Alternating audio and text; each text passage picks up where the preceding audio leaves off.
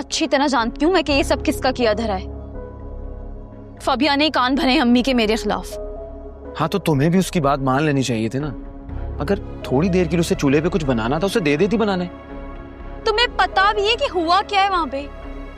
मैं सालन बना रही थी डिनर के लिए, सबके डिनर के लिए।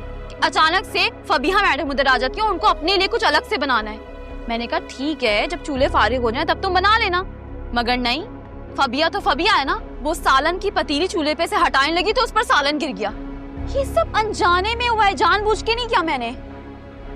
पता है मुझे, तुम जानबूझकर क्यों करोगी।